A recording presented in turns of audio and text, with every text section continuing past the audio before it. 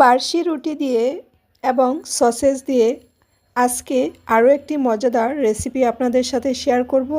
তো সেই জন্যে প্রথমে আমি কিছু সসেজ বেজে নিচ্ছি। এখানে আমার সসেজগুলো ভাজা হয়ে গিয়েছে, সেজন্যে আমি সসেজগুলোকে উঠিয়ে নিচ্ছি।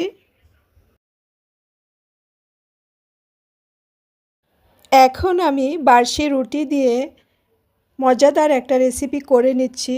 আশা করছি আপনাদের কাছে ভালো লাগবে। এটা খেতে কিন্তু অনেক বেশি মজা হয়েছিল। আপনারা দেখতে থাকেন আমি বাসি রুটি দিয়ে কত মজাদার একটা রেসিপি করে নিচ্ছি।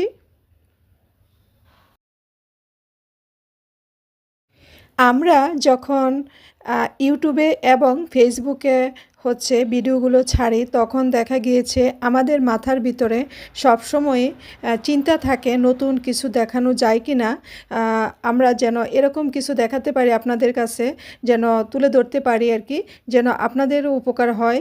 তো সেই চিন্তা থেকে আমি চিন্তা করলাম যে মেহনাজ যেহেতু রুটিগুলো খাচ্ছে না বা এমনিতে পড়ে আছে, তো আমি যে একটা রেসিপি করে নেই। তো সেই উদ্দেশ্য নিয়ে আর কি আপনাদের সাথেও শেয়ার করছি, এবং খেতে অনেক বেশি মজা হয়েছিল। আপনারা একবার হলেও এভাবে ট্রাই করে দেখবেন। আপনারা কিন্তু আমি কথা দিচ্ছি নিরাশ হবেন না। এই যে আগে থেকে যে পুরটা বানানো ছিল, সেই পুরটা এখন দিয়ে দিয়েছি মাংসের। তারপরে উপর দিয়ে কিছুটা মেয়োনিজ দিয়ে দিচ্ছি। মেয়োনিজটা দিয়ে তারপরে আমি কিছু চিজ গ্রেট করে নিয়েছিলাম, সেই চিজগুলো দিয়ে দিয়েছি। চিজটা দিয়ে তারপরে উপরে আরেকটু টমেটো সস দিয়ে তারপরে আমি একটা তাওয়াতে দিয়ে তাওয়াতেই করে নিব আর কি, ওভেনে দিব না। আমি ইচ্ছে করে এটা তাওয়াতে করেছি যেন সবাই এভাবে করে খেতে পারে। সবার ঘরে তো দেখা গিয়েছে ওভেন থাকে না, সেই জন্যে আমি এইভাবে তাওয়াতে করেছি। এটা কিন্তু ওভেনেও করা যাবে। তো দেখেন দেখতে কত ইয়াম্মি হয়েছে, খেতেও কিন্তু অসম্ভব রকমের মজা হয়েছে। আমি রিকোয়েস্ট করব আপনারা একবার হলেও এটা করে খাবেন।